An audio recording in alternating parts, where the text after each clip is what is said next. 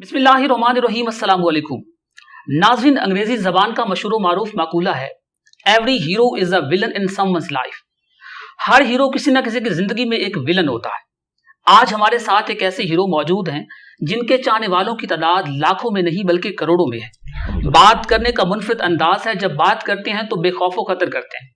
जहां पर उनके चाहने वालों की तादाद है, उसके साथ साथ कुछ लोग हैं जो उनसे इख्तिलाफात रखते हैं।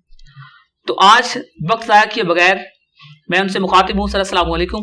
जी वालेकुम अस्सलाम व रहमतुल्लाहि व बरकातुहू, वला हौला वला कुव्वता इल्ला बिल्लाह, अल्लाहुम्मा सल्लि अला मुहम्मद व अला आलि मुहम्मद। आकिब भाई, आपको हमारी एकेडमी में वेलकम है। अल्लाह का नाम लेके शुरू करें। सर, बहुत शुक्रिया।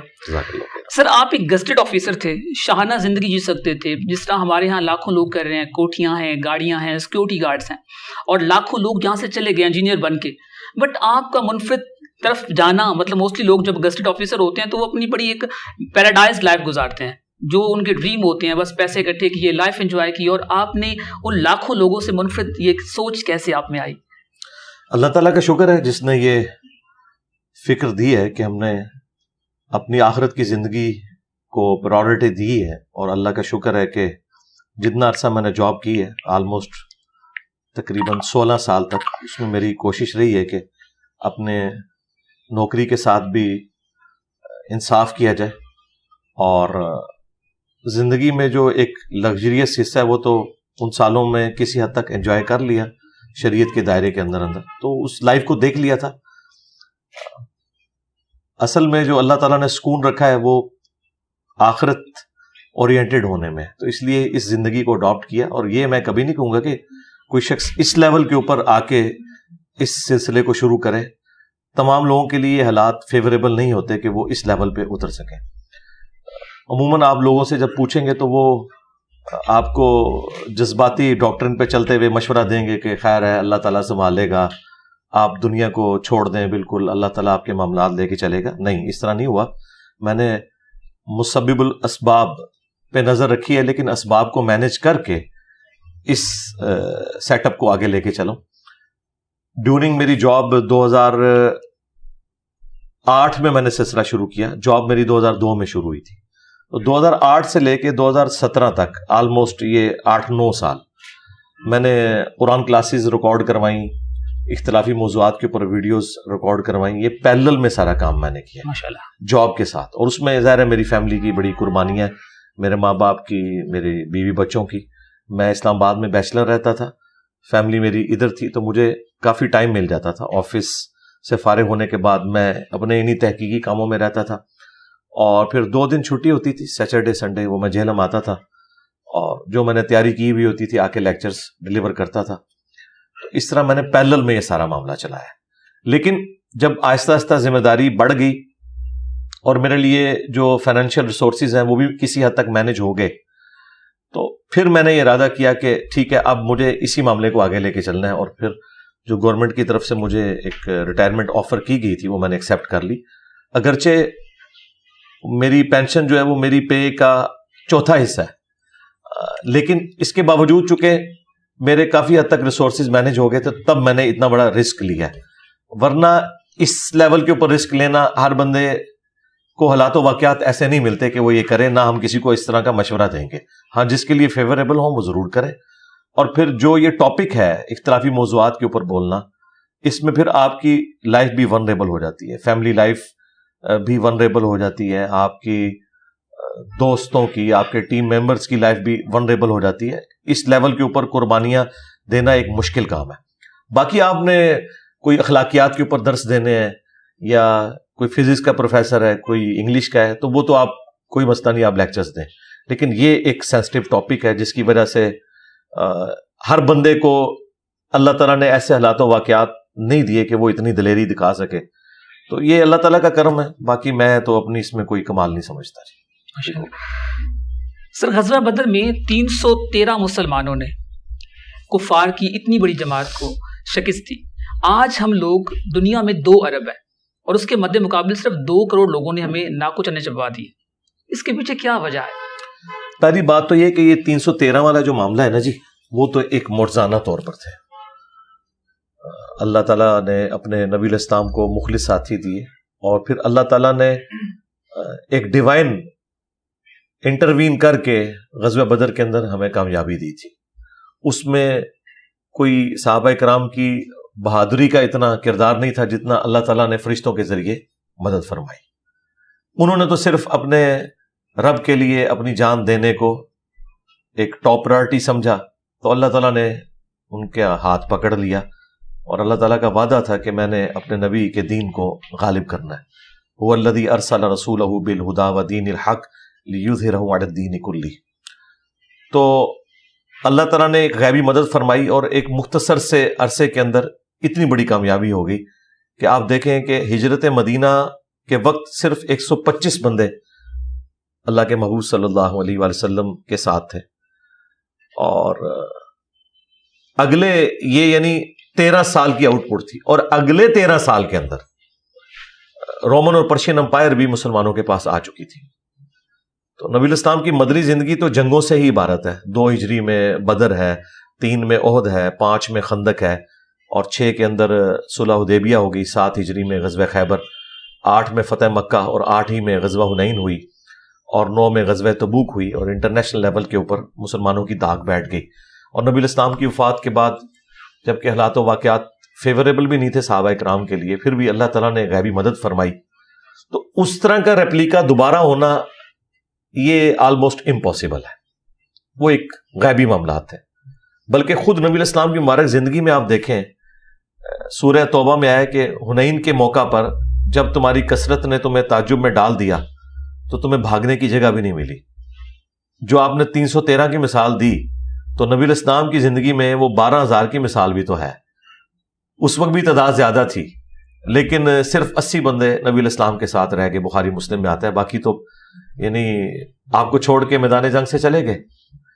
اس وقت کیا حالات و واقعات تھے. یہاں تو لوگ کہتے ہیں میں تو اپنے نبی کے لیے جان دے دیتا, تو وہ سارے جان دینے والے تھے جو آپ کو چھوڑ گئے. پھر نبی الاسلام نے فرنٹ سے لیڈ کیا, آپ نے اپنے خچر پہ سوار ہو کے آگے بڑھے کفار کے لشکر کی طرف. انا النبی لا کذب انا ابن عبد المطلب, میں نبی ہوں اس میں کوئی شک نہیں, میں عبد المطلب کا بیٹا ہوں اس میں کوئی شک نہیں.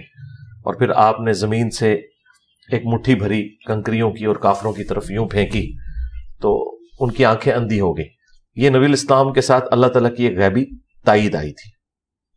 ادروائز غزوہ حنین بھی مسلمانوں کے ہاتھ سے گئی تھی, حالانکہ کثرت تھی, کافروں سے زیادہ تھے تعداد میں. اس کے باوجود بس وہ حالات فیوریبل نہیں ہوئے. ایک تکبر کا جملہ نکل گیا کہ ہم 313 تھے تو غالب آئے تھے, تو آج تو ہماری تعداد بھی زیادہ ہے.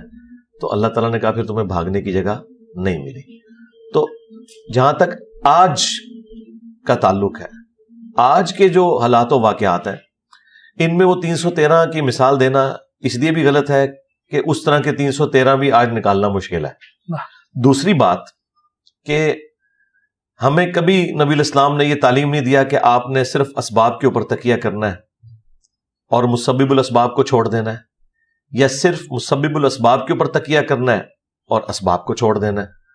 دونوں طریقے پیرلل میں دونوں چیزیں لے کے چلے ہیں نبی الاسلام. سورۃ الانفال میں آیا کہ اپنے تیاری رکھو کافروں کے خلاف پلے ہوئے گھوڑوں کے ذریعے, اور ظاہر ہے کہ اس زمانے میں یہی کچھ ہوتا تھا نا, اور آلات جنگ کے ذریعے. پھر بخاری مسلم میں حدیث ہے کہ طاقت پھینکے ہوئے ہتھیاروں میں ہے, آگاہ ہو جاؤ طاقت پھینکے ہوئے ہتھیاروں میں ہے. اس زمانے میں بھی پھینکے ہوئے ہتھیار یعنی منجنیق اور تیر کے ذریعے آپ کتنا بھی کوئی اچھا تلوار چلانے والا ہے, اگر آپ تیروں کی اس کے اوپر بارش کر دیں تو وہ آپ کے قریب بھی نہیں آ سکے گا. اور آج بھی آپ دیکھ لیں, اگر آپ کے پاس پھینکے ہوئے ہتھیار ہیں یعنی میزائل ٹیکنالوجی ہے یا ایئر ڈیفense سسٹم ہے, وہ بھی پھینکے ہوئے ہتھیار ہی ہیں, تو آپ دیکھ لیں طالبان 20 سال تو اس طرح خاری نہ کاٹتے. یہ تو 20 ہفتوں کی جنگ تھی, لیکن امریکہ ڈومیننٹ رہا اپنی اس ایئر سٹرائکس کی وجہ سے. ابھی بھی وہ خود ہی چھوڑ کے گئے ہیں, ادروائز ابھی بھی وہ اس کو کنٹینیو کرتے تو کر سکتے تھے, اور وہ تو ان کی اکنامک پوزیشن ایسی ہوگی کہ وہ اسے کنٹینیو نہیں کر سکے.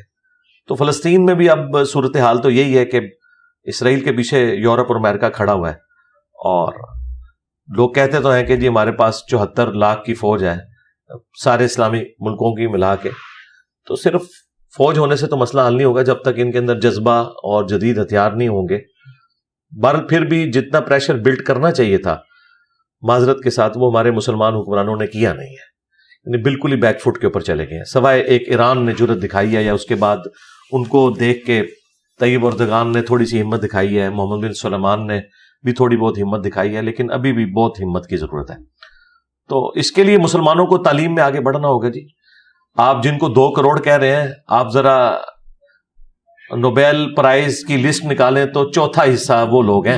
ہاں بالکل ٹھیک ہے، کسی بھی فیلڈ میں، آپ فزکس کی فیلڈ میں دیکھیں، کیمسٹری کی فیلڈ میں دیکھیں، آپ اسٹرونومی کی فیلڈ میں دیکھیں، سوشل سائنسز میں آپ آ جائیں، آپ کو ہر جگہ وہ یہودی نظر آئیں گے ٹاپ کے اوپر۔ تو یہ انہوں نے مقام ارن کیا ہے، یہ ان کو یعنی جھولی میں ڈال کے کسی نے نہیں دیا۔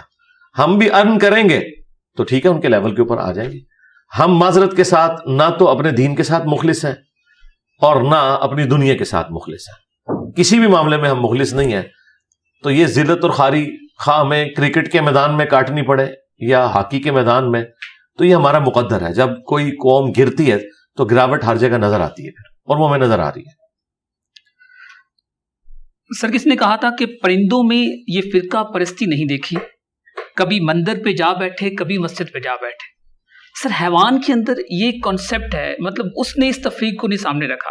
آج ہمارے ڈگری ہولڈر جو موفلی ہم سنتے ہیں کہ میں فلاں مدرسے سے یہ ڈگری لے کر آیا ہوں، جن سب کے پاس ڈگری نہیں ہے، وہ ایجوکیٹڈ لوگ جو ہیں وہ تفرقہ واریت کو کیوں پھیلا رہے ہیں، جب پرندے حیوان جو ہیں وہ اس حد تک کانشیس ہیں کہ وہ کیئر نہیں کرتے کہ وہ مندر پہ بیٹھ رہے ہیں یا مسجد میں بیٹھ رہے ہیں۔ دیکھیں ان ڈگری والوں نے تو اپنی جو عزت افزائی کروا لی ہے نا، اگر کسی ڈگری والے سے کراتے تو کم بے عزتی ہوتی، بغیر ڈگری والے سے کروائی، یعنی ڈگری سے مراد ان کے فرقے کی ڈگری۔ ویسے میری ڈگری تو ان سے بہتر ہے، کیونکہ ہمارے بچپن میں جو لوگ ایف ایس سی میں میرٹ نہیں بنا سکے تھے تو وہ مدرسوں میں چلے گئے تھے، ہمارا انٹلیکچوئل لیول بھی ان سے زیادہ ہے، اور پریکٹیکلی ہم نے ثابت بھی کیا کہ ایک پڑھا لکھا بندہ سارے فرقوں کو ناکو چنے جبوا سکتا ہے، یعنی یہ ان کا انٹلیکچوئل لیول آپ دیکھ لیں کیا ہے۔ تو جہاں تک آپ نے پرندوں کا ذکر کیا، تو پرندے یا اور جانور وہ تو فطرت کے اوپر ہیں، وہ خدا کے ساتھ شرک نہیں کرتے۔ مندر یا مسجد میں جانا، یہ انسانوں کا جانا اور ان کے جانے میں فرق ہے۔ اگر وہ بیٹھتے ہیں تو وہ خواہ مندر میں بھی ہوں، وہ کسی بت کے آگے نہیں جھکتے، وہ خدا کے سامنے جھکتے ہیں اور خدا کی تعریف کرتے ہیں۔ باقی جو ہمارے انسانیت کے اندر اتنے مذاہب بن گئے، ظاہر ہے انسانوں نے یہ سب کچھ بنایا۔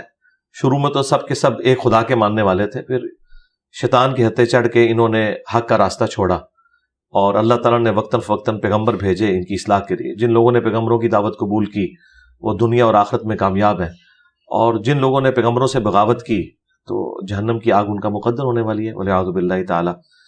بہرحال ودن اسلام جو یہ فرقہ واریت آپ دیکھ رہے ہیں، اس کے پیچھے بھی نبی الاسلام نے جب حجۃ الوداع کے موقع پر واضح فرما دیا تھا، المستدرک للحاکم میں یہ حدیث ہے کہ اپنے بعد 2 چیزیں چھوڑ کے جا رہا ہوں، اللہ کی کتاب اور اس کے نبی کی سنت، اسے پکڑ لو گے تو کبھی گمراہ نہیں ہوگے۔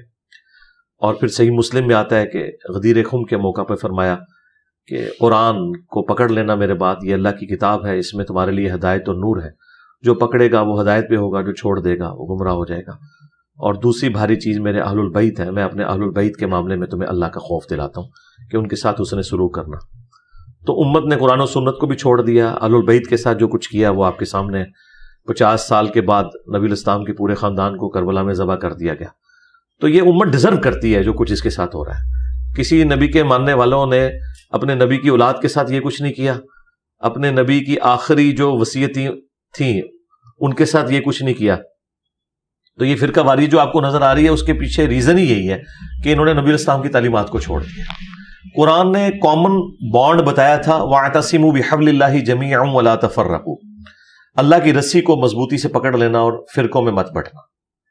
اور وہ اللہ کی رسی صحیح مسلم میں آیا کہ وہ قرآن ہے، اور ساتھ اہل بیت کا ذکر آیا کہ ان کے ساتھ حسن سلوک کرنا ہے۔ تو غدیر خم کی حدیث میں قرآن کو اللہ کی رسی کہا گیا۔ اس میں ایک لطیف اشارہ تھا کہ اللہ کی رسی کو مضبوطی سے پکڑ لینا اور فرقوں میں مت بٹنا، مراد یہ کہ تمہاری فرقہ واریت سے بچنے کا راستہ یہ ہے کہ تمہارا کامن بانڈ قرآن ہونا چاہیے۔ اور اس میں وائس ورسا بھی تھا کہ جیسے ہی قرآن کو چھوڑو گے تمہارا شرازہ بکھر جائے گا۔ تو آپ کو نظر آ رہا ہے ڈاکٹر اقبال نے جو یہ شعر کہا ہے، وہ زمانے میں معزز تھے مسلمان ہو کر، اور تم خار ہوئے تارک قرآن ہو کر، جواب شکوہ میں۔ تو یہ صحیح مسلم کے اندر یہ حدیث موجود ہے کہ اللہ تعالیٰ اس قرآن کی وجہ سے قوموں کو عروج دے گا اور اس قرآن کی وجہ سے قوموں کو زوال پذیر کرے گا، اور وہ پریکٹیکلی ہمیں نظر آ رہا ہے۔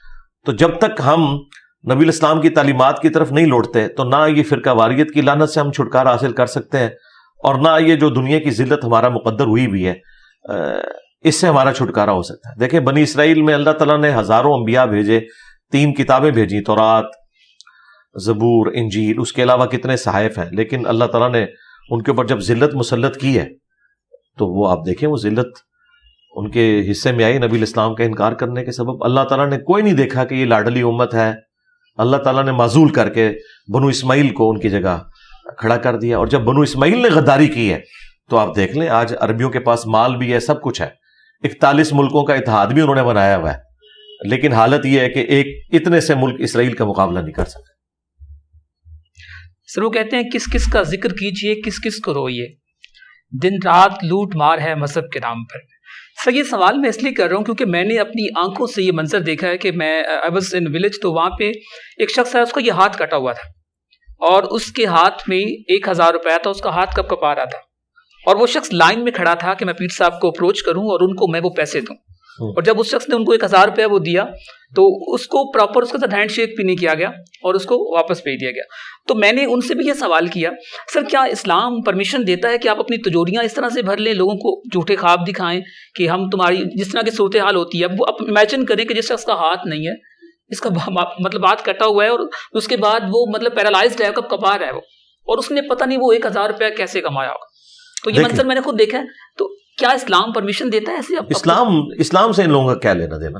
نہ اس ہاتھ کٹے ہوئے شخص کا کوئی اسلام سے لینا دینا ہے، ظاہر ہے اس نے خدا کو اگر سیریس لیا ہوتا تو اسے اسلام کی تعلیمات پتہ ہوتی نا، تو اسے تو دنیا میں یہ سزا مل رہی ہے کہ محنت وہ کر رہا ہے اور پیسے کہیں اور جا رہے ہیں، ابھی آخرت کی سزا جو ہے وہ باقی ہے۔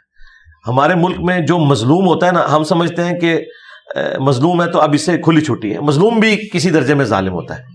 یہ پیری فکری سسٹم جو چل رہا ہے، اس میں جن لوگوں کا استحصال ہو رہا ہے یہ بھی ظالم ہے جنہوں نے اس سسٹم کو سپورٹ کیا۔ باقی رہ گئے وہ، ان کا تو دھندا ہے، وہ تو عیار اور مکار لوگ ہیں۔ آپ تو 1000 روپے کی بات کر رہے ہیں نا، میں نے تو اپنی آنکھوں سے ایک پیر صاحب کو ملنے گیا، ان کے مزار کے اوپر ہزاروں لوگ تھے، اور وہاں پہ بوڑھی بوڑھی عورتیں بھی وہ اپنے دوپٹوں سے یوں کر کے کھول کھول کے، اس زمانے میں 5 روپے اور 10 روپے کے سکے ہوتے تھے تو وہ بھی کھول کے دے رہی تھی، اور وہ بے شرم آدمی لے رہا تھا، اور اس نے گاڑی وہ رکھی ہوئی تھی کہ اس گاڑی میں 1 کلومیٹر چلنے کے لیے جتنا فیول ریکوائرڈ ہے نا، شاید ہمارے 1 مہینے کا جو پیٹرول ہے موٹر بائک کا وہ اس سے زیادہ ہو، تو وہ 5 روپے بھی نہیں چھوڑ رہے تھے۔ تو یہ استحصال ہو رہا ہے دین کے نام کے اوپر۔ دین چونکہ ایک ایسا جذبہ ہے جس کے لیے لوگ اپنی جان بھی دینے کے لیے تیار ہو جاتے ہیں، تو یہ صرف مسلمانوں میں استحصال نہیں ہے، کرسچنز کے اندر آپ دیکھیں جو استحصال ہوا ہے، آپ کہیں گے کہ مسلمان تو شاہی کوئی نہیں ان کے مقابلے میں۔ یعنی آج سے آلموسٹ 500 سال پہلے جو چرچ تھا، ویٹیکن سٹی تو بعد میں بنایا نا انہوں نے، جو رومن چرچ تھا، اس کی حالت یہ تھی کہ یہ لوگ جنت کے سرٹیفکیٹ دیا کرتے تھے مورے لگا کے، پوپ کے سگنیچر ہوتے تھے، اوپر مور لگتی تھی، اتنے پیسے دیں تو آپ کو اس جنت کا ٹکٹ ملے گا، اور لاکھوں میں نہیں کروڑوں میں لوگ ان سے وہ ٹکٹ لیتے تھے۔ شکر الحمدللہ کہ ابھی اس طرح کا سلسلہ یہاں نہیں شروع ہوا۔ اچھا، اور پھر اس میں یہ بھی ہوتا تھا کہ اگر آپ کے جو پرانے مرے ہوئے لوگ ہیں ان کو بخشوانا چاہتے ہیں تو اس کا ریٹ زیادہ ہے، پھر وہ ریٹ زیادہ دیتے تھے۔ پھر ان میں اللہ تعالیٰ نے ایک بندہ پیدا کیا جو اسی سسٹم کی آؤٹ پٹ تھا اور اسی ایک لائن کا بندہ تھا، تو اس نے جب چرچ کو یہ دیکھا، مارٹن نام تھا اس کا، تو اس نے پھر آ کے تو تورات سے انجیل سے وہ ساری ورسز نکالی جس میں بتایا گیا کہ انبیاء کرام کا تو یہ منصب نہیں ہے کہ دین کو بیچنا ہے، اور پھر اس نے ان کے خلاف ایک کمپین کھڑی کی۔ شروع میں اسے بڑی تکلیفیں اٹھانی پڑی، لیکن الٹیمیٹلی وہ کامیاب ہوا، اور کرسچنز میں ایک اور فرقہ بن گیا، پروٹیسٹنٹ۔ یہ پروٹیسٹ لفظ سے نکلا ہے، پہلے یہ کیتھولک ہی تھے، یہ پروٹیسٹ کرنے والے تھے کہ تم لوگ ہمارا استحصال کیوں کر رہے ہو۔ تو آج آپ دیکھ لیں پروٹیسٹنٹ کی تعداد جو ہے وہ آلموسٹ 1.25 ارب کے قریب تو ہو چکی ہے۔ تو ایک بندے کی محنت کی وجہ سے اس نے اس استحصال کے خلاف اعلان جنگ کیا، اور پوپ کو اس نے جو ہے وہ اس سے ٹکر لی۔ اس زمانے میں پوپ جو ہے یہ آپ سمجھ لیں جتنی آپ کی یورپین طاقتیں تھیں نا یہ پوپ کے انڈر آتی تھی, اور پوپ کی مرضی سے بھی یہ ساری صلیبی جنگیں اور یہ سارا کچھ اسی کی مرضی سے ہوتا تھا. اس کے باوجود اس بندے نے ہمت دکھائی, تو کسی کو تو ہمت دکھانی ہے. تو وہ پھر ایک فرقے کے طور پہ لانچ ہو گیا. ہم نے اسلام میں جو اس طرح کی کوشش کی ہے وہ فرقے کے طور پہ نہیں ہوئی. ہم نے صرف لوگوں کو بتایا کہ یہ کر رہے ہیں آپ کے ساتھ, آگے آپ نے خود فیصلہ کرنا ہے. ان سے الگ نہیں ہونا, لیکن ان کی شر انگیزیوں سے آپ نے اپنے آپ کو بچا کے رکھنا ہے. نمازیں ان کے پیچھے پڑھنی ہے, چندے ان کو دینے ہیں, انہیں مسلمان تصور کرنا ہے. وہ تو بہت ایکسٹریم پہ چلے گئے نا, وہ تو پھر کیتھولک کو کافر کہنا شروع کر دیا. کیتھولک ان کو کافر سمجھتے ہیں. عقائد و نظریات تو دونوں کے ہمارے نزدیک درست نہیں ہے, لیکن میں آپ کو ایک ایفرٹ کی بات کر رہا ہوں کہ ایفرٹ اگر پٹ کی جائے تو ایک بندہ بھی اس بڑے لیول کی تبدیلی لا سکتا ہے. آج تو ریسورسز ہی اتنے زیادہ ہیں سوشل میڈیا کی وجہ سے کہ آج تو تبدیلی لانے کے لیے آپ کو سال نہیں چند مہینے ریکوائرڈ ہیں. اگر اللہ تعالیٰ کوئی قبولیت دے دے تو یہ معاملات ایسے چل سکتے ہیں. تو ہم نے اسی کے خلاف آواز اٹھائی ہے کہ آپ قرآن پڑھ کے دیکھیں. سورہ الاعراف میں, سورہ ہود کے اندر جب بھی کوئی نبی دعوت دیتا ہے اپنی امت کو تو وہ ایک ہی بات کرتا ہے, یا قوم لا اسألکم علیہ اجرا, میں تم سے اس تبلیغ کے بدلے میں کوئی معاوضہ وصول نہیں کرتا. میرا معاوضہ میرا اللہ جو ہے وہ دینے والا ہے, میرا اجر میرے اللہ کے حضور پکا ہے. اور یہاں بات ہی چندوں سے اور پیسوں سے شروع ہوتی ہے, اور کوئی موقع نہیں جانے دیتے کہ یہ لوگ آپ کا چندہ ہتھیار لیں, بھلے وہ مستحقین تک نہ بھی پہنچے. اب تو این جی اوز بھی بنا لی ہوئی ہیں, یہ شکر کرتے ہیں کہیں پہ کوئی فساد ہو کشمیر میں یا فلسطین میں, یہ پھر اپنے اکاؤنٹ نمبر شیئر کروانا شروع کر دیتے ہیں. زلزلہ آ جائے تو ان کی چاندی ہو جاتی ہے, کیونکہ زلزلے میں اگر یہ 10 کروڑ اکٹھا کریں گے تو کوئی چند لاکھ لگا دیں گے ان پہ, باقی ان کی جیبوں میں جائیں گے. تو یہ اس طرح کے ڈیزاسٹرز کے اوپر بڑے خوش ہوتے ہیں کہ چلو یار ہماری روزی روٹی کھل گئی. سر ابھی آپ نے جنت کے ٹکٹ کی بات کی, وہ تو چلے نان مسلم تھے. ابھی ریسنٹلی آپ نے نواز شریف کے باقاعدہ اپنے سوشل میڈیا پہ شاید دیکھی ہوں گے, باقاعدہ اس کے اوپر لکھا ہوا ہے کہ سرٹیفکیٹ آف پیراڈائز, تو جنت کا ٹکٹ. تو یہ لوگ تو مطلب مسلم ہے نا, وہ لوگ نان مسلم تھے, ان کو تمام چیزیں ان تک پہنچ چکی ہیں. میرے خیال میں جتنا آپ نے کام کیا ہے, شاید کوئی شخص, کوئی بچہ پاکستان میں ایسا ہوگا جس کو اگر آپ کہیں کہ محمد علی مرزا, اچھا وہ انجینئر محمد علی مرزا, یعنی اس لیول پہ تو کیا ان لوگوں تک یہ بات نہیں پہنچی, اور یہ صرف اور صرف اپنے سیاسی مفادات کے لیے انہوں نے باقاعدہ طور پہ سوشل میڈیا پہ وہ ابیزاں کی ہیں وہ سرٹیفکیٹ آف پیراڈائز, اور وہ بڑے فخر کے ساتھ ان کو وہ دے رہے ہیں. تو کیا یہ کرنا, تاکہ اللہ کے نبی نے, آپ نے وہ حدیث بتائی تھی کہ اپنی بیٹی فاطمہ سے فرمایا تھا کہ مطلب اگر تمہیں مجھ سے دنیا میں کچھ لینا ہے تو لے لو, آخرت میں اگر تمہیں کوئی مطلب ایسا ہوا تو میں تمہارے کچھ کام نہیں آؤں گا. تو یہ لوگ کیسے یہ کر سکتے ہیں, اس کے پیچھے پہلی بات تو یہ کہ میں نے وہ تقریر تو سنی ہے جس میں انہوں نے کہا کہ جو نواز شریف صاحب کا استقبال کرے گا وہ جنتی ہو جائے گا, اسی کی طرف آپ اشارہ کر رہے ہیں. بالکل, اس میں باقاعدہ طور پہ سوشل میڈیا پہ وہ سرٹیفکیٹ دے رہے ہیں. وہ سرٹیفکیٹ جو ہے نا وہ تو سوشل میڈیا پہ انہوں نے پھیلائے ہوں گے جو سوشل میڈیا کے ماسٹر ہیں. یہ جب تک, ہاں کیونکہ پتہ کیا, میں نے یعنی سوشل میڈیا پہ جو کمپین چلانے والی جماعتیں ہیں نا ان کو میں نے دیکھا ہے, ایک دوسرے کو ڈی فیم کرنے کے لیے نا ان سے متعلق وہ مشہور کر دیتے ہیں. لہٰذا میں اس کو تو آن نہیں کروں گا, کیونکہ میرے متعلق بھی کتنے پوسٹیں لوگ لگا دیتے ہیں. جو ویڈیو میں نے دیکھی ہے اس پہ میں بات کروں گا, کیونکہ جب تک کوئی دلیل سامنے نہ ہو ہم بات کر نہیں سکتے. اس طرح ایک دوسرے کے بارے میں لوگ کافی کچھ پھیلا دیتے ہیں.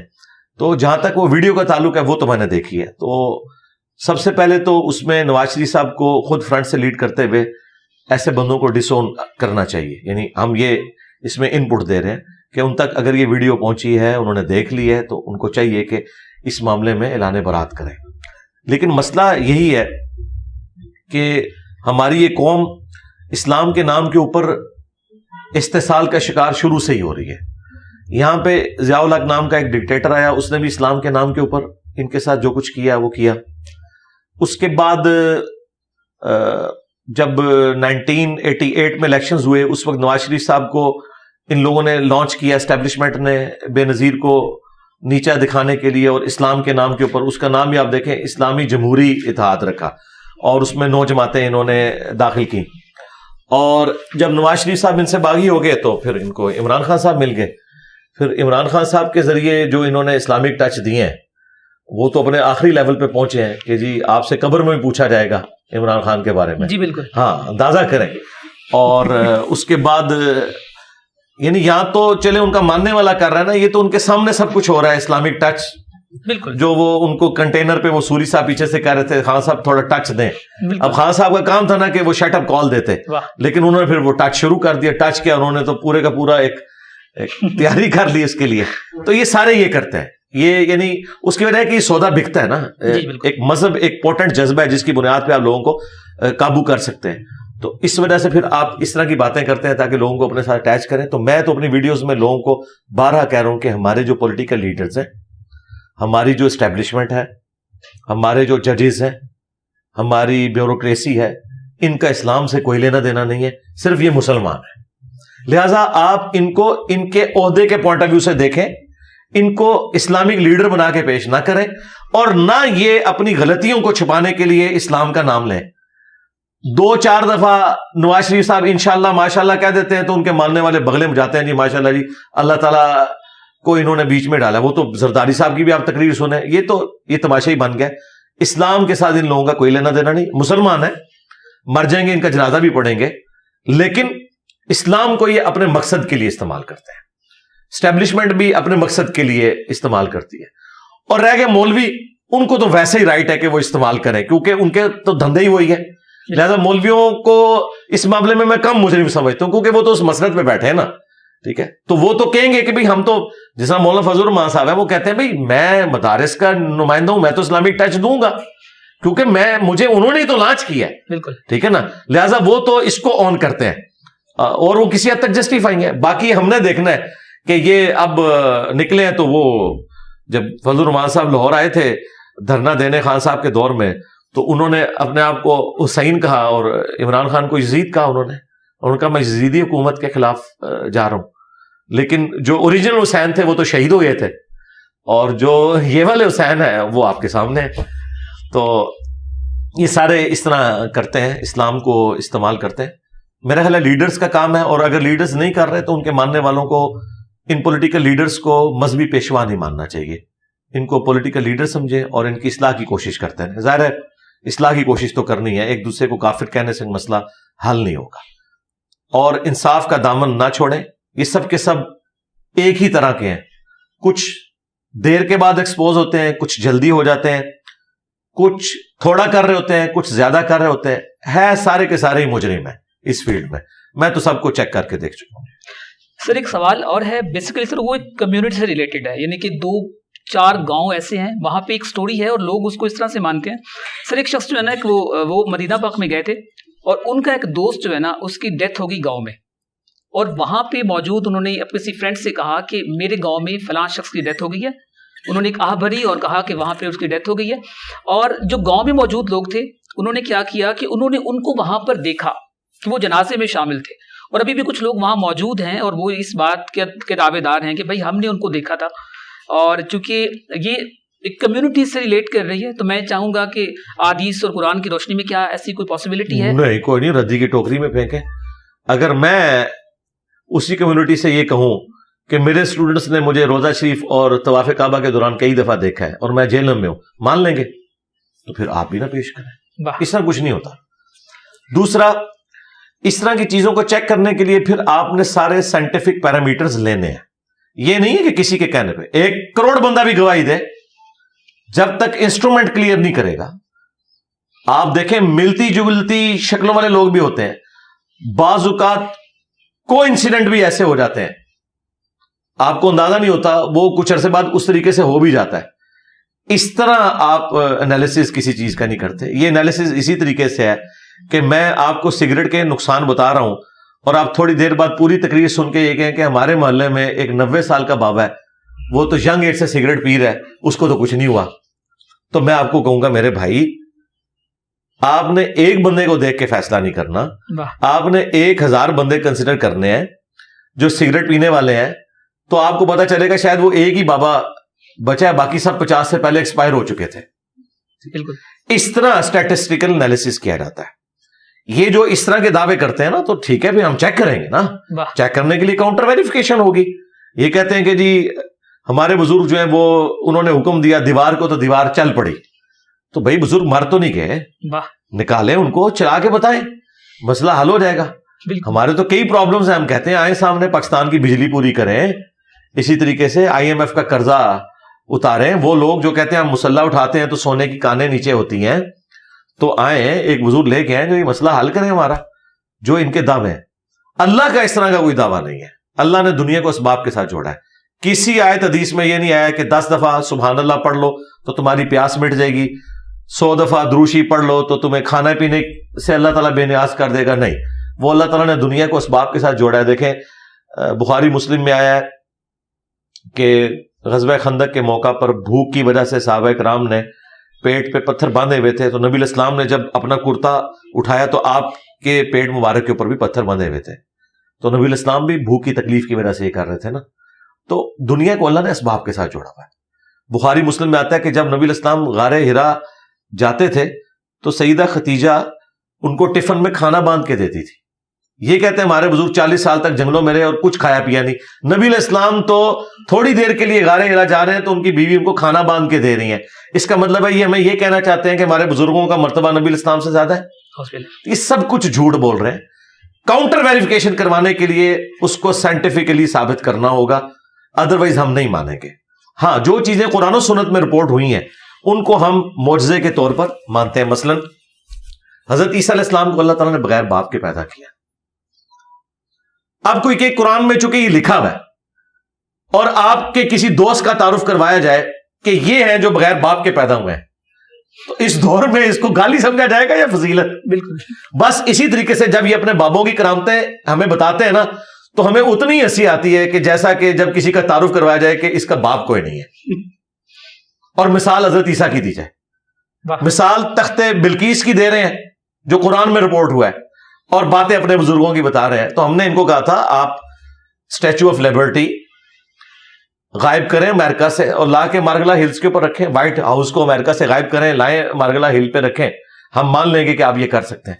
لیکن پرانی باتیں ان کو اپنے بزرگوں کی سٹوریاں آپ پاکستان میں دیکھیں 1965 میں پنجاب میں درجنوں بابوں کے بارے میں مشہور ہے کہ انہوں نے اپنے اپنے پل بچائے ہیں. یہ ہمارے جیلم کا پل ہے, ادھر بھی ایک سٹوری مشہور ہے. سیم سٹوری آپ کو سیالکوٹ کے پل کے بارے میں ملے گی, اسی سے ملتی جلتی سٹوری آپ کو اٹک کے پل کے بارے میں ملے گی, اور داتا دربار کے بارے میں لاہور کے پل کی ملے گی. اچھا, اب دیکھ لیں اللہ تعالیٰ نے ان لوگوں کو ایکسپوز کرنا تھا. چند سال پہلے داتا دربار پہ آ کے ایک بندہ بم پھاڑ کے چلا گیا, 55 لوگ شہید ہو گئے. تو وہ بزرگ جو ڈائی مار کے پل سے جا کے کیچ پکڑتے تھے, ان کو ہاتھ میں یوں کیچ پکڑایا گیا, پکڑا نہیں گیا, بلکہ الٹا سارے بندے وہاں پہ شہید ہو گئے. تو اس کا مطلب ہے یا تو بزرگ ریٹائر ہو گئے ہیں, یا بزرگوں نے اپنی ڈیوٹی کرنی چھوڑ دی ہے, یا بوڑھے ہو گئے ہیں, یا ان کی صلاحیت چھین گئی ہے, یا پھر انجینئر صاحب کی بدوا لگ گئی ہے ان کو, اور یا پھر یہ کہ سب کچھ جھوٹ تھا. ایسا نہیں ہوتا, ایسا تو نہیں ہوتا. سر, انٹی تقلید جو لفظ ہے اس کا مفہوم کیا ہے بیسیکلی, اور لوگ کس طرح یہ قوموں کے عروج و زوال میں اس کا سبب بنتی ہے؟ تقلید کا مطلب یہ بغیر دلیل کے کسی کی بات کو ماننا.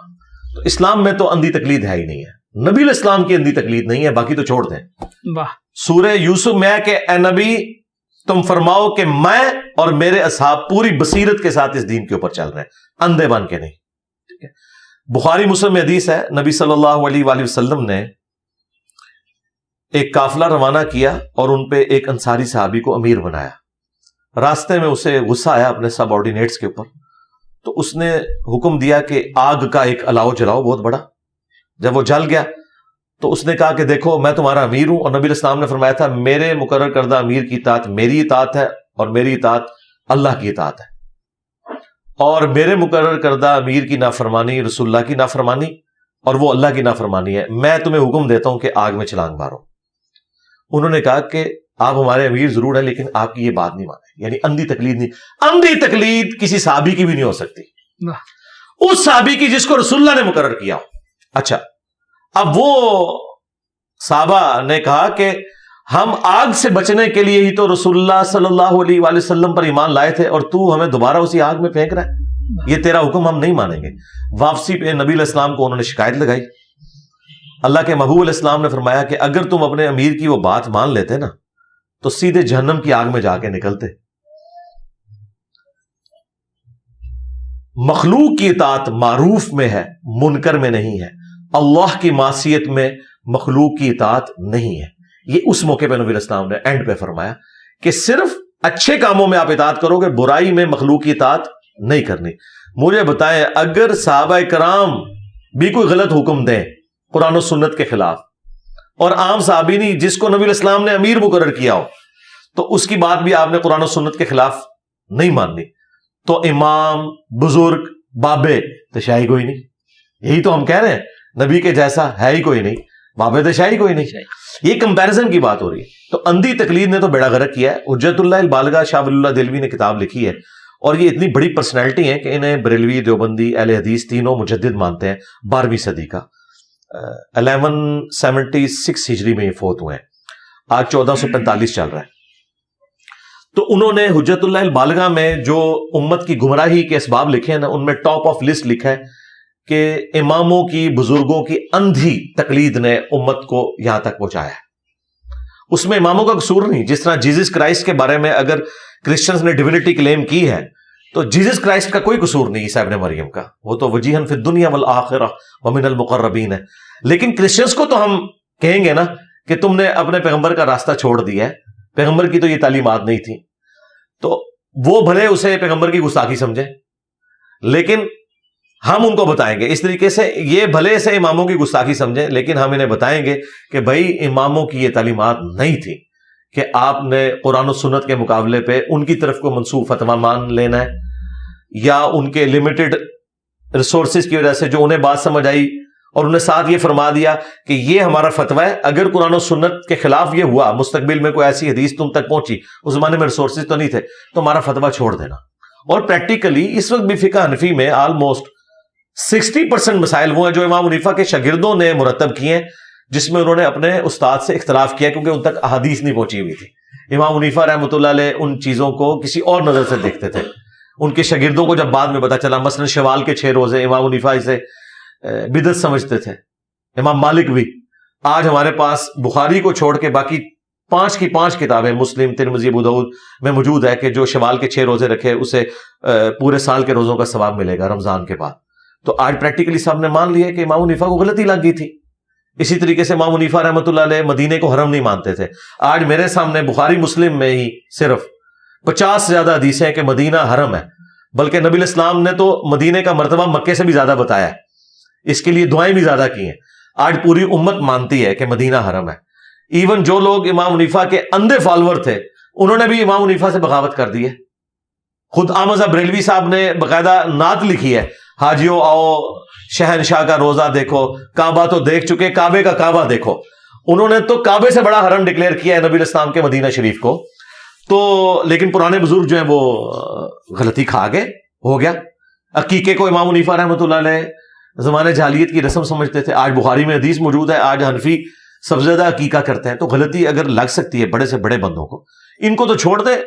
حضرت عمر فاروق کو غلطی لگی. بخاری مسلم میں حدیث ہے کہ مسجد نبوی میں حضرت حسان ابن ثابت نعت پڑھ رہے تھے, حضرت ابو ہریرہ سن رہے تھے, حضرت عمر گزرے, بس صرف انہوں نے یوں کر کے دیکھا, ناراضگی کا اظہار کیا, بولے کچھ نہیں. تو حسان ابن ثابت نے کہا اس طرح نہ مجھے دیکھ, تجھ سے بہتر شخصیت مسجد میں ہوتی تھی, میں انہیں بھی نعتیہ اشعار سناتا تھا.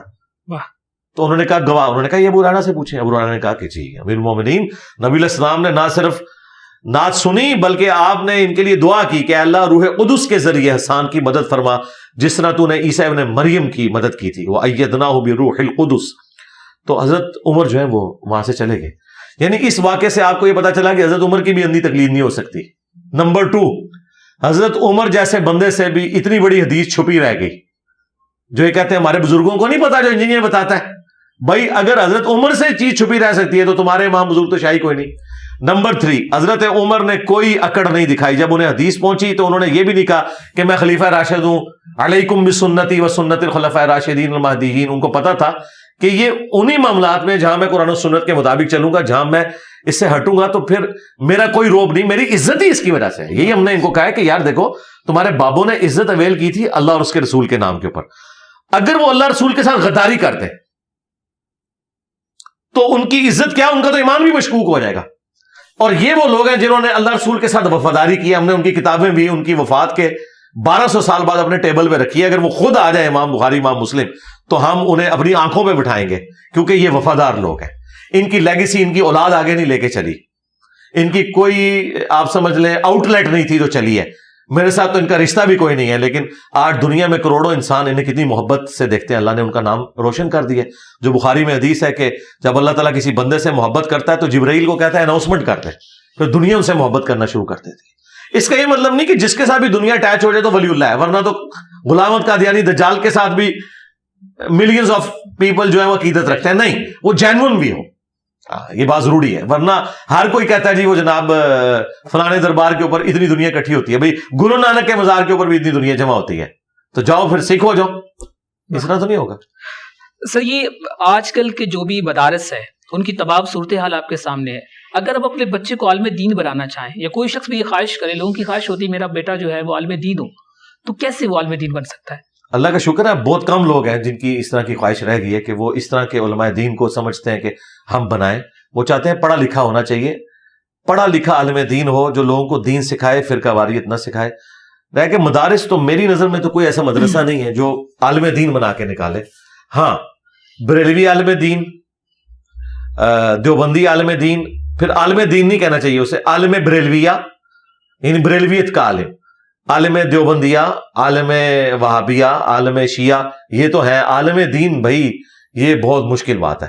اس کے لیے سب سے پہلے تو یہ ہے کہ آپ اپنا انٹلیکچوئل لیول رائز کریں, تعلیم حاصل کریں, اس کے بعد کتابوں کے ساتھ اپنے آپ کو جوڑیں, اور پھر جب آپ کتابوں کے ساتھ جوڑیں ایک دفعہ خود سٹڈی کریں تو ایمانداری کے ساتھ آپ کسی مدرسے میں بھی چلے جائیں. اول تو آپ کو داخلہ ہی نہیں کسی نے پھر دینا, ان کو پتا چل جائے گا یہ ہم سے اوپر ہو گیا.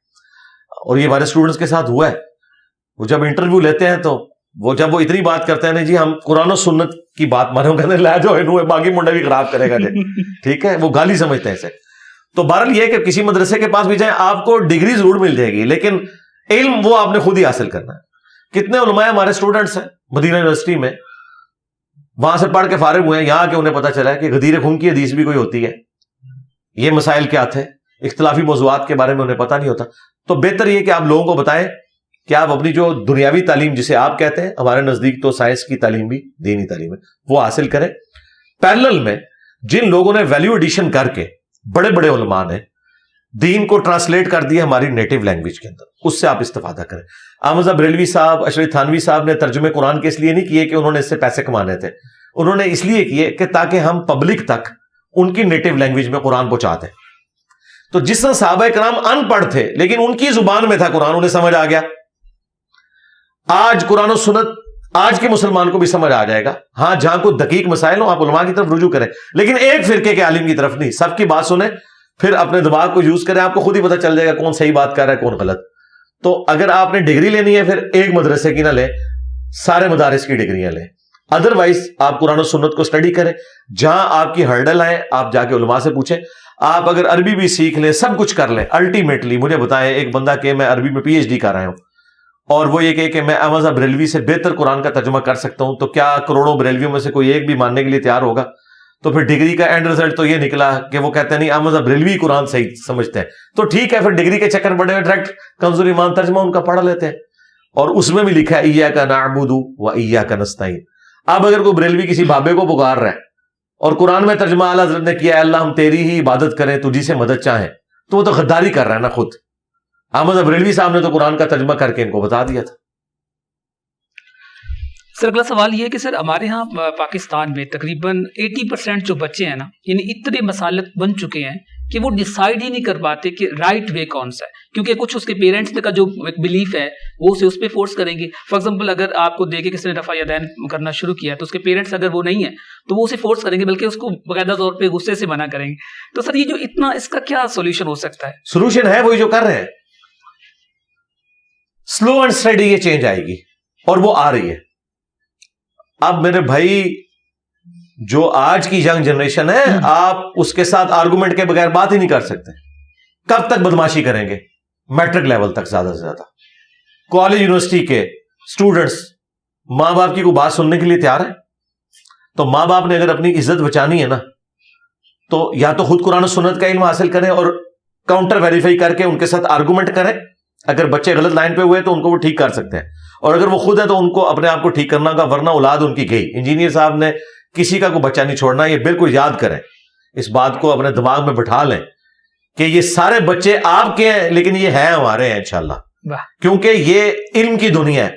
علم کی دنیا میں پھر آپ کچھ بھی نہیں کر سکتے. دیکھیں چرچ نے گلیلیو کی ذمہ داری لگائی تھی. گلیلیو ایک پادری تھا, نیوٹن کا استاد, یعنی فزکس کی دنیا میں یہ آپ سمجھ لیں بابا ہے اپنی فیلڈ کا, پادری تھا, ٹھیک ہے, اور ڈیوٹی اس کی لگائے گی کہ تو بہت ذہین آدمی ہے, تو یہ جو نئے نئے کوپرنیکس نے فتنہ کھڑا کیا ہے اور باقی جو سائنٹسٹ نے کہ زمین جو ہے وہ گول ہے اور ان کی انجیل ٹیمپرڈ فارم میں کہہ رہی ہے چپٹی ہے, تم نے یہ چیز ثابت کرنی ہے کہ یہ چپٹی ہے اور یہ ثابت کرنا ہے کہ زمین ساکن ہے اور زمین سورج کے گرد نہیں, سورج زمین کے گرد گھوم رہا ہے. اس کی ڈیوٹی انہوں نے لگائی. وہ چرچ میں انٹر ہوا تو اس نے نا, وہ چرچ میں نا ان دنوں بڑی بڑی لالٹینیں جو فانوس آویزاں ہوتے تھے اور اس کے آگے انہوں نے شیشے لگائے ہوتے تھے. اس نے وہ شیشے سے دیکھا تو اسے وہ جو پیچھے شعلہ تھا نا وہ بڑے سائز کا نظر آیا. اس سے اس کا آئیڈیا کلک ہوا کہ دوربین بنائی جا سکتی ہے چیزوں کو دور سے دیکھنے کے لیے, اور اس طریقے سے اس نے پھر دوربین بنائی. دوربین جب اس نے بنائی اور اس نے اجرام فلکی کو اپنی آنکھوں سے دیکھ لیا اور سارے سٹارز اور سیارے یہ سارے جب دیکھنے شروع کیے, ان کی موومنٹ کا اس نے مشاہدہ کیا, تو اس نے بغاوت کر دی. اس نے کہا بھائی میں نے دیکھ لیا, میں کیسے مان لوں کہ یہ ہے اس طرح. اس کے پھر قتل کے فتوے جاری ہوئے. وہ تو خیر آہستہ آہستہ کر کے کسی طریقے سے اس کی بچت ہوئی, لیکن وہ پھر اس طرح سلسلہ چلا. تو کعبے کو مل گئے پاسباں صنم خانے سے. کرسچینٹی کے بھی فرسودہ نظریات کے اگینسٹ جو لوگ کھڑے ہوئے وہ انہی کے چرچ سے لوگ کھڑے ہوئے تھے, خواہ پروٹیسٹنٹ کھڑے ہوئے یا سائنس کی فیلڈ میں یہ لوگ کھڑے ہوئے. اور آج دیکھ لیں ان کا حال کیا ہے. اتنے سے ایک ملک کے اندر ہے جو ہمارے جیلم شہر سے بھی چھوٹا ہے, ویٹیکن سٹی, یہ ان کی ٹوٹل اوقات ہے. کدھر پوری دنیا میں صلیبی جنگیں پوپ کے آرڈر سے نکلتی تھی, اور کہاں آج یہ حالت ہے کہ اس کی بات بھی سننے کے لیے کوئی روادار نہیں ہے. یہ ان کے ساتھ ہو جانا ہے, مولویوں کے ساتھ اور ان کے اندھے فالوورز کے ساتھ. ہم اللہ کا شکر ہے اپنی کوشش کر رہے ہیں. ہم اپنے اسٹوڈنٹس کو کہیں گے آپ پیسیو ریزسٹنس جاری رکھیں, بس صرف کالج کا انتظار کریں. کالج میں تو نہ ایک چرسی پوڈری بچہ قابو آتا ہے اپنے ماں باپ کے, تو آپ تو پہلے ہی دین کے اوپر ہیں. ہاں, تو ماں باپ آپ سے زبردستی کچھ نہیں کروا سکتے. ہاں لیکن یہ یاد رکھیں جو ہیومن ڈگنیٹی ہے وہ وائلیٹ نہیں ہوگی. وہ تو قرآن میں ہے کہ اگر ماں باپ مشرک بھی ہیں نا, دنیا میں معروف طریقے سے ان کے ساتھ چلنا ہے, لیکن ان کا کہنا نہیں ماننا اس معاملے میں, باقی دنیاوی معاملات میں ماننا ہے. ہمارے اسٹوڈنٹس لائف سٹوریز میں آ کے بتا رہے ہیں, وہ کہتے ہیں کہ جی انجینئر صاحب سے پہلے تو ہم ماں باپ کی عزت نہیں کرتے تھے, اچھا انجینئر صاحب سے پہلے ہم نماز نہیں پڑھتے تھے, اب تو ہم زیادہ پریکٹسنگ مسلمان ہیں, زیادہ ہم اچھے طریقے سے اپنے ماں باپ کے ساتھ بہیو کرتے ہیں. تو اللہ کا شکر ہے ہم بدتمیز نہیں بنا رہے, ہم نبی علیہ السلام کے ساتھ ان کو جوڑ رہے ہیں. ٹھیک ہو گیا سر. کسی بات کو صحیح ماننے کے لیے صحیح سند کا ہونا کتنا ضروری ہے؟ ضروری ہے جی, قرآن و سنت سے تو اس کی دلیل ہونی چاہیے, ریلیجن کے پوائنٹ آف ویو سے. باقی جو دنیاوی معاملات ہیں اس میں بھی ظاہر ہے جب تک کوئی چیز ثابت نہیں ہوگی تو آپ کوئی نظریہ اڈاپٹ نہیں کر سکتے. آپ نے مجھ سے ایک پولیٹیکل لیڈر کے بارے میں سوال کیا کہ انہوں نے جنت کا سرٹیفکیٹ بانٹ دیا, تو میں نے دیکھا نہیں مانا. میں نے کہا کہ یہ آج کل اڈوب فوٹو شاپ میں کچھ بھی ہو سکتا ہے. ہاں کوئی ویڈیو سامنے آ جاتی ہے اور اگر کوئی ذہین بندہ ہے جسے یہ پتا ہے کہ یہ آرٹیفیشیل انٹیلیجنس کے ذریعے چیز نہیں بنائے گی بلکہ اوریجنل ویڈیو ہے, تو وہ تو فیصلہ کر سکتا ہے. تو اس کے لیے یہ چیز ضروری ہے. اور قرآن میں اللہ تعالیٰ نے حکم فرمایا وَلَا تَقْفُ مَا لَيْسَ لَكَ بِهِ عِلْمٌ إِنَّ السَّمْعَ وَالْبَصَرَ وَالْفُؤَادَ كُلُّ أُولَٰئِكَ كَانَ عَنْهُ مسؤولا. انسان کسی چیز کی پیروی اس وقت تک مت کر جب تک کہ اس کے بارے میں ڈیفینیٹ علم نہ حاصل کر لے. بے شک کان, آنکھ اور عقل, دل ہو یا دماغ, اس کے بارے میں تم سے پوچھا جائے گا یہ انسٹرومنٹ یوز کیوں نہیں کیے. اسلام توہمات میں بالکل بلیو نہیں کرتا. دلیل کی بنیاد کے اوپر آپ نے چلنا ہے. اگر دلیل ہوگی تو پھر آپ نے ایکسپٹ کرنا ہے, ادروائز اس چیز کو ریجیکٹ کریں گے آپ. سر جو اسلامی فرقے اس وقت بنے ہوئے ہیں اوور آل, اگر ان میں سے اگر کمپیریزن کیا جائے تو کون سا فرقہ بہتر لگتا ہے آپ کو؟ دیکھیں فرقہ اس طرح خرابیوں کی اگر آپ انٹینسٹی کو دیکھیں, ہر بندے کی سینسٹیوٹی کا لیول ڈفرنٹ ہے. کسی کے لیے عقیدہ توحید سینسٹیوٹی ہے, کسی کے لیے ختم نبوت کا عقیدہ زیادہ سینسٹیو ہے, کسی کے لیے صحابہ کرام کا معاملہ, کسی کے لیے اہل البیت کا معاملہ. اس اعتبار سے کل حزب بما لدیہم فرحون, ہر فرقہ اس کے اوپر خوش ہے جو اس کے پاس ہے. تو یہ ڈپینڈ کرتا ہے کہ کس شخص کی سینسٹیوٹی کا لیول کیا ہے. ہاں قرآن و سنت کی روشنی میں اگر آپ اس وقت جتنے اسٹیبلش فرقے ہیں نا, میری نظر میں اہل حدیث کا جو ایک منہج ہے وہ قرآن و سنت کے سب سے زیادہ قریب ہے, بشرطے کہ وہ خود بھی اس کے اوپر عمل کریں. بعض جگہ انہوں نے خود بغاوت کی ہوئی ہے. اہل حدیث فرقے کی بات نہیں کر رہا, اس میں تو بہت خرابیاں ہیں. جو ان کا اسکول آف تھاٹ ہے کہ قرآن و سنت کو فائنل اتھارٹی ماننا ہے, اس کے بعد اجماع امت اور اینڈ پہ اجتہاد آئے گا. اور بڑے سے بڑے انسان کا فتویٰ بھی ردی کی ٹوکری میں ہے اگر وہ قرآن و سنت کے خلاف ہے. یہ ان کی ایک ڈاکٹرن ہے, پریکٹیکلی وہ عمل کر رہے ہیں, یہ الگ بات ہے. جس طرح اگر آپ مجھے کہیں کہ دنیا میں سب سے بیسٹ ریلیجن کون سا ہے, تو میں کہوں گا اسلام. اب پریکٹیکلی مسلمان اس پہ عمل کر رہے ہیں یا نہیں کر رہے, وہ مسلمانوں کی خرابی اپنی جگہ, لیکن اسلام اپنی جگہ پیور ہے. اس طرح اہل حدیث کا جو منہج ہے نا, وہ اہل سنت کہہ لیں, اصحاب الحدیث کہہ لیں, یہ منہج پیور ہے. باقی اس کے اوپر کوئی عمل کر رہا ہے یا نہیں کر رہا, وہ ایک الگ بات ہے. وہ تو میں سارے فرقوں کی چیزیں ہائی لائٹ کرتا ہوں انکلوڈنگ اہل حدیث. سر, لبرل مسلمان کے بارے میں کیا تصور ہے آپ کا؟ لبرل مسلمان سے مراد اگر کوئی یہ لے رہا ہے نا کہ تمام مکاتب فکر کو آپ سپیس دیں, ایون دوسرے مذہب کے لوگوں کا بھی حق ہے کہ وہ دنیا میں زندہ رہیں, اور پاکستان کے آئین میں یہ چیز ہے کہ غیر مسلموں کو بھی بنیادی حقوق ملیں گے.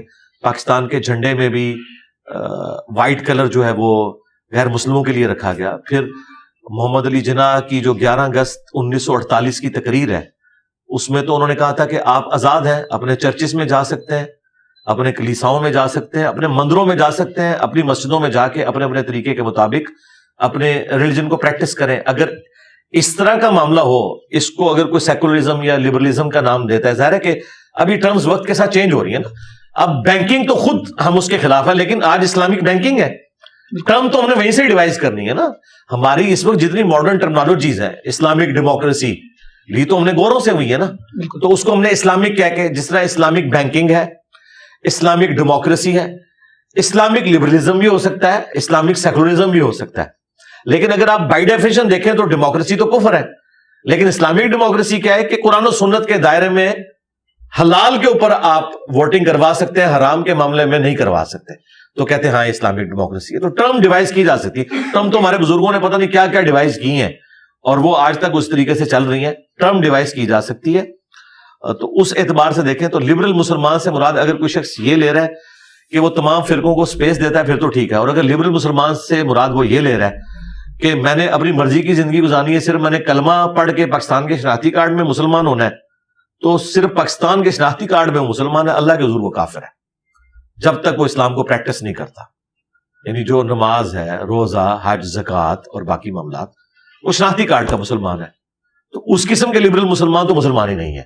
اور اگر آپ اس طرح کے لبرل مسلمان جو کہہ رہے ہیں بس اپنے کام سے کام رکھیں گے, ہم اپنا نماز روزہ کریں گے, کسی کو چھیڑیں گے نہیں, کسی کو تنگ نہیں کریں گے, ہر بندے کا رائٹ ہے کہ وہ اپنی زندگی گزارے, صرف علمی اختلاف اس سے کریں گے, ڈیبیٹ تک رکھیں گے بات, اس کی لائف ونریبل نہیں کریں گے, تو اس طرح کے لبرل مسلمان تو سارے ہی ہونے چاہیے.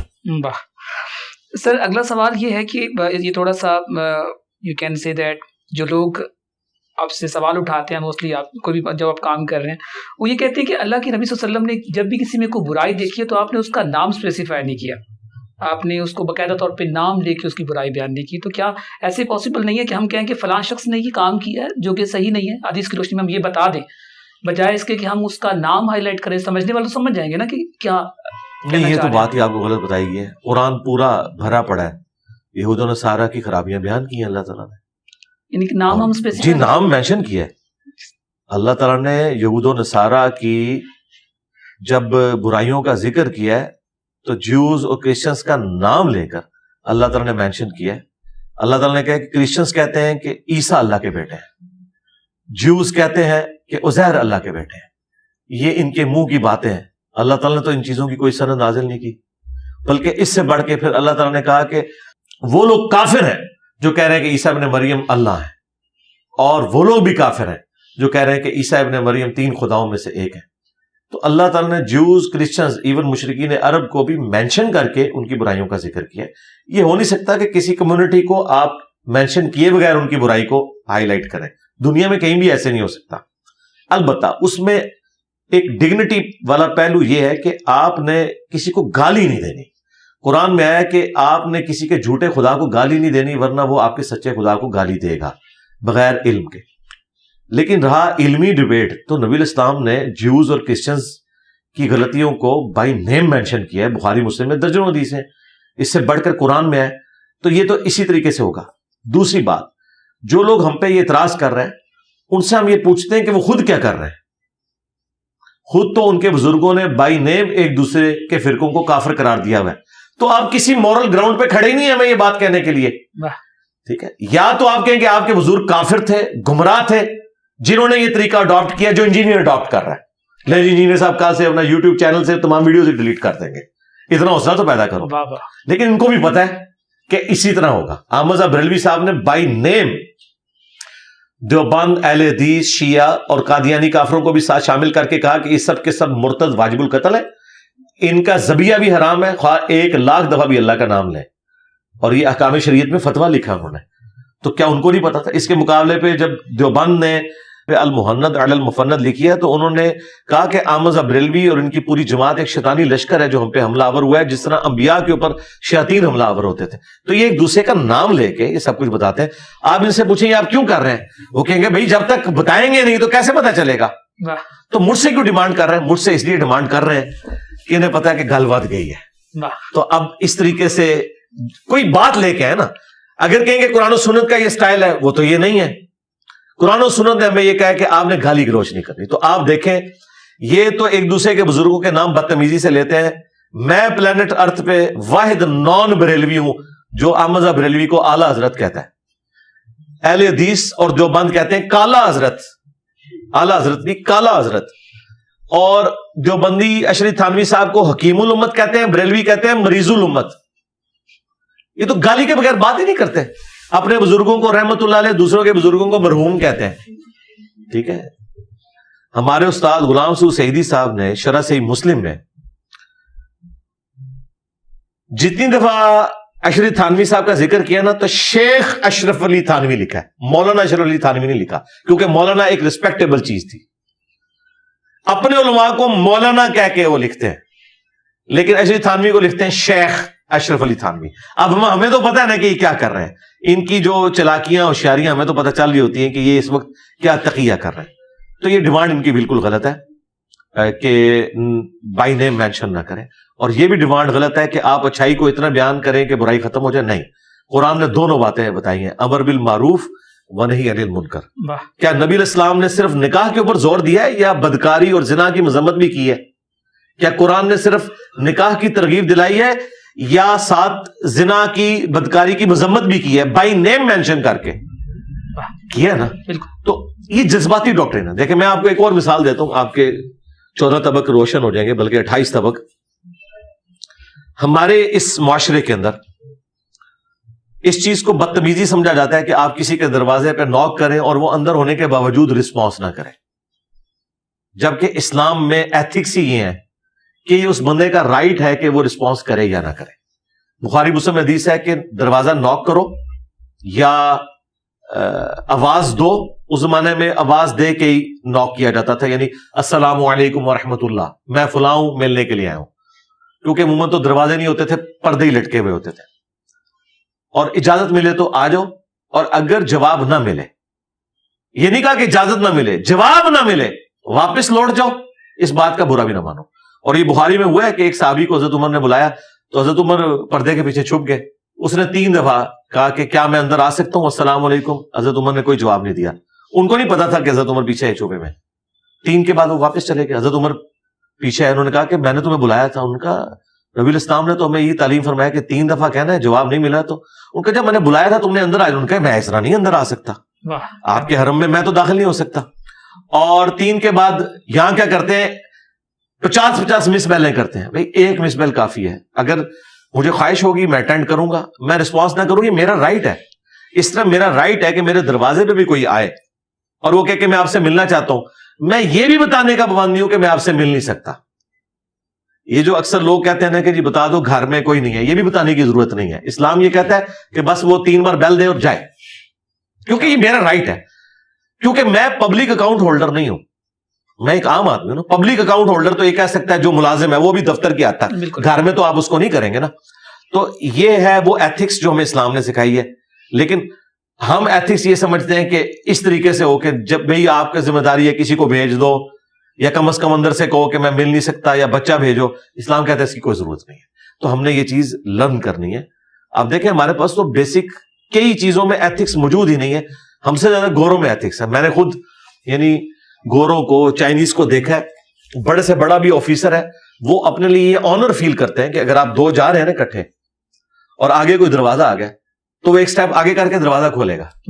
ٹھیک ہے, وہ یہ نہیں دیکھے گا کہ اسٹاف کا بندہ ہے, یہ آفیسر ہے, میں سینئر ہوں, نہیں, وہ آنر فیل کرتے ہیں اس کے اندر.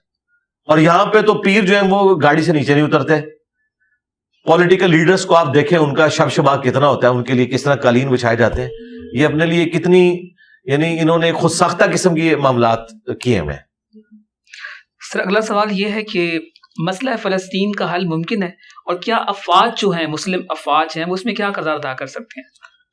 افواج نہیں, سب سے پہلے تو مسلمانوں کے حکمران جو جن کی بات بھی ہوگی دنیا میں, افواج کو تو دنیا نہیں مانے گی نا. دنیا یہاں پہ موسٹلی یہ ہوتا ہے نا اتھارٹیز ان کی وجہ سے, بے شک اتھارٹی ہونا, یہ یہاں جتنی مرضی اتھارٹی اپنی دکھاتے رہے, دنیا نہیں ان کی بات سنتی. دنیا ان ملکوں کی بات نہیں سنتی جہاں پہ وہاں کا آرمی چیف یا کوئی ڈکٹیٹر ان سے بات کرے. وہ کہتے ہیں جاؤ بندہ لے کے آؤ یار. ٹھیک ہے, یہ ہمارے ملک میں ہے کہ ڈیفنس منسٹر کی کوئی اوقات نہیں ہے.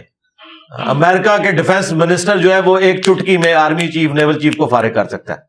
ٹھیک ہے نا, وہاں تو بھائی ڈیموکریٹک ویلیوز ہیں, وہ ان لوگوں کے ساتھ بات نہیں کرتے. وہ کہتے ہیں لاؤ اپنا بڑا لے کے آؤ, جس بڑے کو عوام نے چنا ہو. یہاں کوئی ویسے ہی کوئی بڑا بنتا رہے تو لاتا بات ہے. جس طرح یہاں پہ مولوی اپنے آپ کو بڑا پھوپھا سمجھتے ہیں, لیکن جب گورا اسلام کو اسٹڈی کرتا ہے وہ مودودی صاحب کو پڑھتا ہے. وہ کہتا ہے ان جاہلوں کو پڑھنا ہے جن کو بیسک ٹرمنالوجیز کا نہیں پتا. ہم اس کو پڑھیں گے جسے پتا ہو کارل مارکس کون ہے, جسے لینن کا پتا ہو, جس نے سوشلزم کو کمیونزم کو بھی اسٹڈی کیا ہو. پھر اس سے بات کرتے ہوئے بھی ہم اچھے لگتے ہیں کہ وہ پھر ہمیں جب سمجھائے گا کہ اسلام کیا ہے اور یہ کیا ہے تو ہمیں سمجھ آئے گی. یہ لوگ ویسے کہتے رہے مفتی اعظم پاکستان. ٹھیک ہے, مفتی اعظم پاکستان تو بھائی مودودی صاحب ہیں, مرنے کے بعد بھی اور اپنی زندگی میں بھی. یہ جتنا مرضی اپنے آپ کو بڑا کر لیں, دنیا میں ان کو کوئی عالم ماننے کے لیے تیار نہیں. اس طریقے سے ان کی بھی یہی حالت ہے. یہ آپ چھوڑ دیں, وہ پرائم منسٹر سے بات کرتے ہیں, جو ملک کا کنٹری ہیڈ تو وہ ہے جو عوام کا نمائندہ. تو ان کی ذمہ داری ہے OIC کے پلیٹ فارم کے ذریعے ان معاملات کو آگے لے کے چلیں. اور اس میں میں نے تو کہا ہے کہ جو 5 اسلامک ملک ہیں, پاکستان, سعودی عرب, ایران اور ترکیے اور ملیشیا, ان کو فرنٹ سے لیڈ کرنا چاہیے. افغانستان کو ظاہر وہ نہیں مانیں گے, ان کو تو ایز اے ملک بھی انہوں نے اس طرح تسلیم نہیں کیا ہوا, تو ان کو تو یہ نہیں مانیں گے. رہ گئے باقی جو ملک ہیں, ان کے بڑوں کی ذمہ داری ہے کہ وہ کریں. اور رہ گئے پرائم منسٹر کا حکم آرمی چیف مانتا ہے نہیں مانتا, لیگلی تو وہ پابند ہے. پرائم منسٹر اپنے اندر جرت پیدا کرے نا, تو آرمی کیوں نہیں مانے گی؟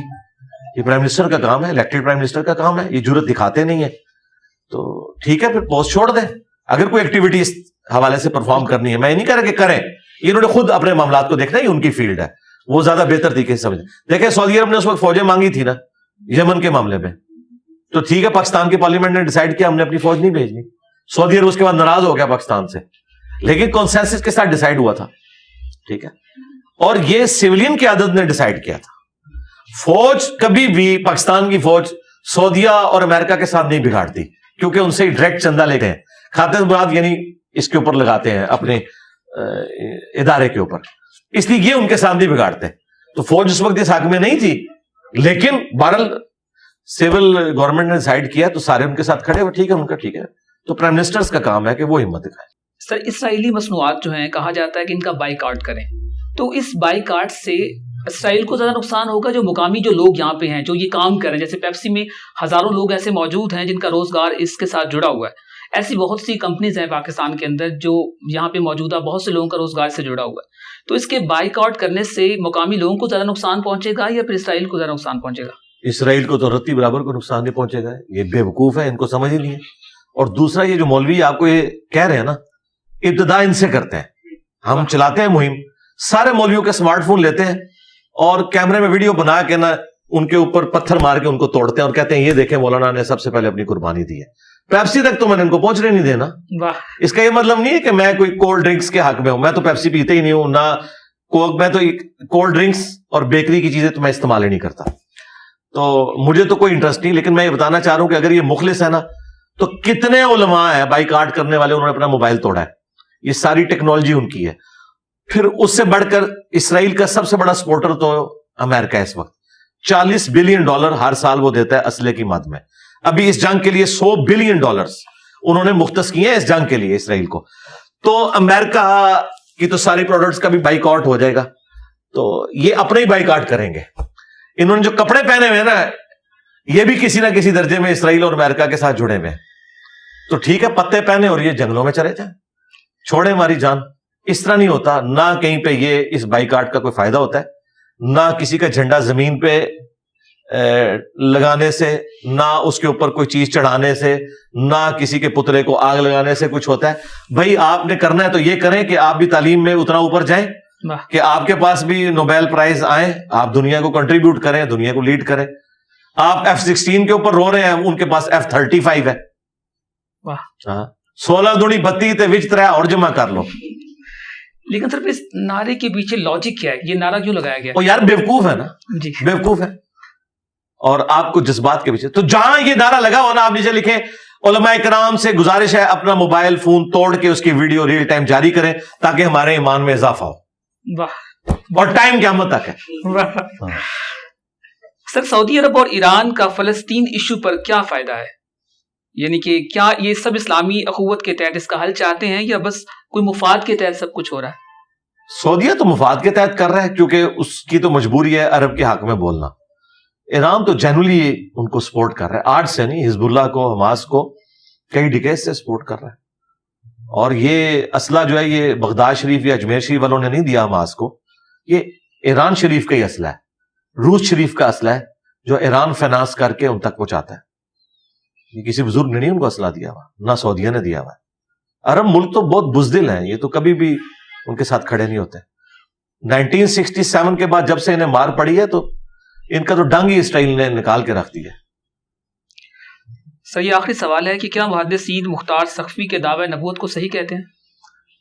2 طرح کے گروہ ہیں. ہم تو ان کے ساتھ ہیں جو دعوی نبوت کو غلط سمجھتے ہیں. ہم تو نہیں سمجھتے کہ دعوی نبوت اس نے کیا تھا, اور اس کا ثبوت یہ کہ سنن الکبریٰ البیہقی میں موجود ہے کہ عبداللہ ابن عمر خوارج کے پیچھے بھی اور مختار سقفی کے ماننے والے جو تھے خوشبیہ, انہیں خوشبیہ کہا جاتا تھا, ان کے پیچھے نمازیں پڑھا کرتے تھے اور باقی لین دین کا معاملہ بھی کرتے تھے. اگر اس نے دعوی نبوت کیا ہوتا تو اس طرح نہ ہوتا. باقی یہ یعنی مشہور ہے کہ ایسا کیا ہے, کچھ انڈائریکٹ احادیث سے بھی آئیڈیا ہوتا ہے, لیکن کوئی پیٹ بات نہیں کہ جس کی بنیاد کے اوپر اتنا بڑا فتویٰ لگایا جا سکے. لہٰذا میں ان بعض شیعہ علماء اور بعض سنی علماء کے ساتھ ہوں جو اس کے دعوی نبوت کے قائل نہیں ہیں. لیکن یہ بھی حقیقت ہے کہ شیعہ علماء میں بھی بہت سے علماء کی یعنی جو تعداد ایسی ہے جو مختار سقفی کو برا سمجھتے ہیں. اور یہ تو ایران والوں نے جب مختار نامہ فلم بنائی ہے تو تھوڑا یہ ماڈریٹ ہوئے ہیں, ادروائز اسے برا ہی سمجھتے تھے. اہل سنت میں تو میجارٹی برا سمجھتی ہے, لیکن جو اہل علم ہے وہ انصاف کے ساتھ کام لیتے ہیں. تو میں تو اس کے بارے میں نرم گوشے رکھتا ہوں. ایک صحابی رسول کے بیٹے بھی ہیں اور ہمارا سینہ انہوں نے ٹھنڈا کیا. ابن کثیر اتنا مخالف ہے اور خود شامی ہے, اس کے باوجود مختار سقفی کی اس نے تعریف کی ہے کہ اس نے مسلمانوں کے دل ٹھنڈے کیے ہیں قاتلین حسین سے بدلہ لے کے. سر آپ کا بہت شکریہ کہ آپ نے اپنے قیمتی وقت سے, اور خاص طور پہ جتنے لوگ سن رہے ہیں میں امید کرتا ہوں کہ وہ اس سے مستفید ہوں گے. اگر آپ کے پاس کوئی سوال مزید موجود ہے جو آپ پوچھنا چاہتے ہیں تو آپ اپنا سوال کمنٹ باکس میں چھوڑ سکتے ہیں. ہم دوبارہ انشاءاللہ اگر موقع ملا تو ہم وہ تمام سوالات پوچھیں گے تاکہ آپ لوگوں تک وہ اصل ریئل جو نالج ہے وہ آپ تک پہنچ سکے. کیونکہ بہت سی چیزیں ہیں جیسا کہ آپ لوگ اس کو بخوبی جانتے ہیں کہ کتنے فرقے بن چکی ہیں اور لوگوں کا اپنا ایک کانسیپٹ ہے. ہر شخص جو ہے وہ اپنا چورن بیچ رہا ہے. اس کے پیچھے اوشو نے بڑی خوبصورت بات کہی تھی, اس نے کہا تھا کہ ہر شخص کی قیمت ہے, ہر شخص بکاؤ ہے, شرط یہ ہے کہ آپ اس کی من مانی قیمت لگائیں. تو آپ کو پاکستان میں اندر خاص طور پہ یہ ایک proper Islam you can say مذہب جو ہے وہ ایک بزنس بن چکا ہے, ایک ریلیجن. آپ نے دیکھا یہاں پہ لوگ سائیکل پہ آتے تھے اور وہ کیسے پراڈو تک کا ان کو سفر کیا. تو کوئی بھی سوال آپ کے پاس موجود ہے تو آپ اپنا سوال کمنٹ باکس میں چھوڑ سکتے ہیں. آپ کو بہت شکریہ. اللہ نگہبان. جزاک اللہ خیر.